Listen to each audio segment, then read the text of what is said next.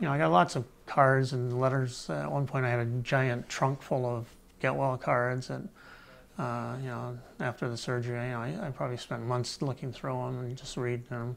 And I did get some people were nice and gave me some things. I got a purebred dachshund puppy somebody gave us, and we went to a San Francisco Milwaukee Braves baseball game in August, and also went to the ice follies. But probably the best thing that I will always remember is somebody had worked for Walt Disney had saw it, or somehow they had got a hold of them, and they offered us a trip to come down to Disneyland, which was only been open three years back then. So we were able to fly down to Disneyland.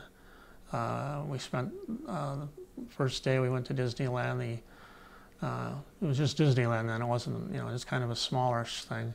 The only thing I couldn't go on was the teacup ride. For those of you who know about that, kind of twists around, and they were worried about my scar coming loose. Not that it probably would, but you don't want to take those chances. So we spent 2 days in Disneyland, and on the third day we went to the Disney Studios. And first they took me to where they were doing Zorro. And I met the guy that did Zorro. I believe his name was Guy Williams. He later did Lost in Space. And I also met the guy that was his little assistant on the Zorro show, and he was a mute evidently on the show, and the guy came up and said hi to me and freaked me right out. And I didn't know he talked. And then we had lunch in the Walt Disney restaurant. And then we went to Walt Disney's office, and I met Walt Disney.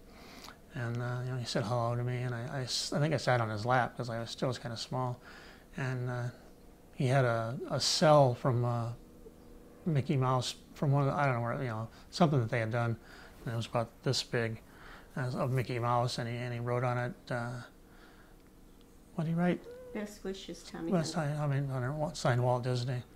And they still have that. It's very, it's just a great memento from him. He was a pretty good man, evidently.